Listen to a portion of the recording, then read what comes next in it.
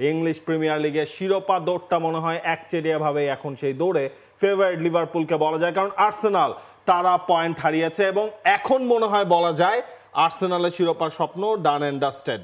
আর্সেনালের শিরোপা স্বপ্ন done and dusted, এবং সেটা সম্ভবত আর্সেনালের নিজের ভুলের কারণেই মনে হচ্ছে আর্সেনাল এই লিগ শিরোপা টাইটেল রেসে পিছিয়ে গেছে। তার আগে শনিবার বেশ কয়েকটা ম্যাচ ছিল, সেই ম্যাচের রেজাল্টগুলো আমরা একটু দেখে নিতে পারি যে শনিবারের ম্যাচগুলোতে আর্সেনাল যেরকম হেরে গেছে ওয়েস্ট হ্যামের কাছে, এভারটনের কাছে একদম প্রায় হারতে হারতে দ্বিতীয়ার্ধে দুটো গোলের পর ম্যানচেস্টার ইউনাইটেড গতকালকে ম্যাচটা ড্র করতে পেরেছে এভারটনের ঘরের মাঠে। ইপসউইচের মাঠে গিয়ে টটেনহাম ম্যাচটা জিতে এসছে, কিন্তু অ্যাস্টন ভিলার সঙ্গে চেলসি ম্যাচে লিড নেওয়ার পরও আসেনসিওর দুটো গোলে অ্যাস্টন ভিলার কাছে চেলসি হেরে গেছে দুটো গোলে। এখন পয়েন্ট টেবিলে পার্থক্যটা যদি আমরা একটু দেখি, পয়েন্ট টেবিলে প্রথম 5 যে স্থানটা রয়েছে সেই স্থানে খুব একটা পার্থক্য আসেনি, কারণ লিভারপুল ম্যান সিটির ম্যাচ কিন্তু এখনো হয়নি, সেই বিগ ম্যাচ আজকে আছে। তবে আর্সেনালের সামনে সুযোগ ছিল যে পয়েন্টের যে ডিফারেন্সটা, আর্সেনাল কিন্তু এমনিতে একটা ম্যাচ কম খেলেছে লিভারপুলের চাইতে।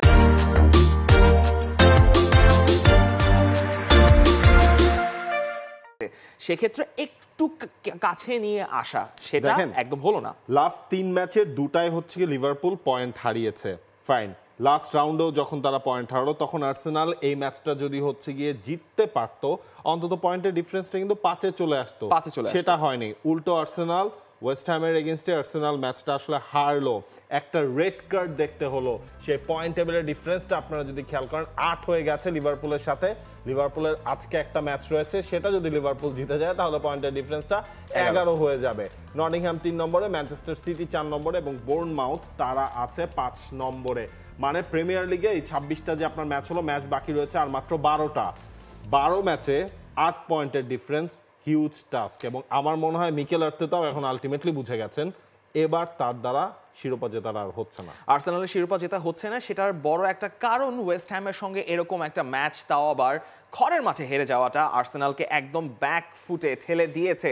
ম্যাচের শুরুর দিকে অনেকগুলো সুযোগ এসেছিল আর্সেনালের সামনে, কিন্তু উল্টো বোয়েন তিনি গোল করে এগিয়ে দেন আর্সেনালকে, কিন্তু পরবর্তীতে মাইলস লুইস কেলি, যিনি সেকেন্ড হাফে সাবস্টিটিউট হিসেবে নেমেছিলেন কালাফিওরির জায়গায়, তাকে একটা লাল কার্ড দেখে ম্যাচে ছাড়তে হলো, যেটা আর্সেনালের জন্য এবারের প্রিমিয়ার লিগ মৌসুমে 5ম লাল কার্ড। এরপর আর্সেনাল তেমন কোনো ক্লিয়ার কাট চান্সেস তৈরি করতে পারেননি।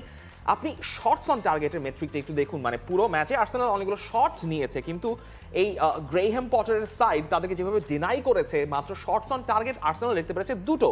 আপনি কিন্তু এটাও মাথায় রাখতে হবে আর্সেনালের কোনো স্ট্রাইকার নাই। সেকেন্ড হাফ শুরুতে আমরা দেখলাম ডেকলান রাইসকেও তুলে নেওয়া হলো। এক্স্যাক্টলি, এবং এই যে লুইস মাইলস কেলির উপর আমাদের এত ফোকাস ছিল, তিনি ফোকাসে আসছেন তার কারণ তাকে সেকেন্ড হাফে নামানো হলো রিকার্ডো কালাফিওরির জায়গায়। কিন্তু আপনি এই ব্যাপারটা খেয়াল করে দেখেন, আর্সেনাল এই মৌসুমে যে পরিমাণ লাল কার্ড দেখেছে সেটা এই মুহূর্তে প্রিমিয়ার লিগে হাইয়েস্ট।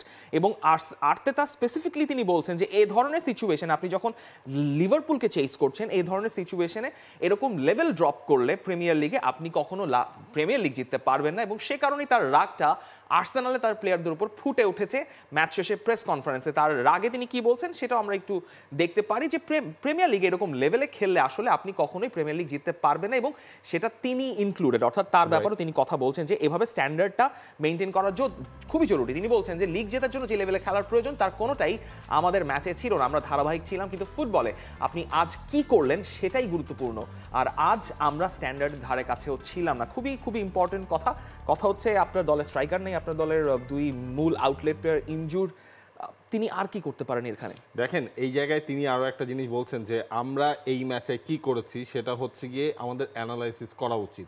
ইনফ্যাক্ট যদি আয়নার সামনে আমরা দাঁড়াই তখনই আলটিমেটলি আমরা বুঝতে পারবো যে এই ম্যাচে আমাদের কোথায় কোথায় ভুল ছিল। কিন্তু দেখেন আপনি ভুল করলেন, ভুল করার পর সেটা শুধরানোর সময় কিন্তু এখন আপনার হাতে আর নাই। আপনার কাছে এখন আলটিমেটলি কিছু নেই, আপনার হাতে যেই কাজগুলো থাকে নিজেদের ম্যাচগুলো হচ্ছে জেতা, সেই কাজটা তো আর্সেনাল করতে পারে নাই। 5টা রেড কার্ডের কথা বলছিলেন, মানে এটাও তো হচ্ছে unlucky Arsenal, injury, card problem, এই সব কিছুতেই আরো একবার ধাক্কা খেলো তাদের শিরোপা স্বপ্ন। এবং আমার মনে হয় যেটা শুরুর দিকে বললাম, ডান। এবং কার্ডের ধাক্কাটা আর্সেনাল সবচেয়ে বেশি খেয়েছে এই প্রিমিয়ার লিগের সিজনে। মাইলস লুইস কেলি টানা দু ম্যাচ বলতে তিনি সর্বোচ্চ লাল কার্ড দেখেছেন দুবার, সেটা হচ্ছে প্রথম। এই ম্যাচটাতে তো পরাজয় ঘটেছে, কিন্তু আগের ম্যাচে উইলসের সঙ্গে খুবই কষ্ট করে জিততে হয়েছিল। এর আগে উইলিয়াম সালিবা লাল কার্ড দেখেছিলেন bournemouth-এর এগেইনস্টে, সেই ম্যাচে 2-0 গোলে হারতে হয়েছিল। ট্রসার্ড সিটির এগেইনস্টে কার্ড দেখেছিলেন, ডেকলান রাইস ব্রাইটনের এগেইনস্টে কার্ড দেখেছিলেন, সেই ম্যাচে ড্র আসছে, মানে একটা শুধুমাত্র জয় আছে, অর্থাৎ আর্সেনাল মোটামুটি হ্যাঁ এক্স্যাক্টলি মাত্র 5 পয়েন্ট এখান থেকে সিকিউর করতে পেরেছে পসিবল 15 পয়েন্টের মাঝখানে। এবং একটা জিনিস আপনি খেয়াল করেন, আর্সেনাল কিন্তু 16 ম্যাচে এসে, অর্থাৎ প্রিমিয়ার লিগের লাস্ট 15টা ম্যাচে কিন্তু তারা আনবিটেন ছিল। কোন টাইমে এসে তারা আসলে পয়েন্টটা হারালো? আলটিমেটলি এটাই একদম ক্রুশাল হয়ে গেল আর্সেনালের জন্য। For more updates, subscribe to our YouTube channel and click on the bell icon. Follow us on Facebook and Instagram.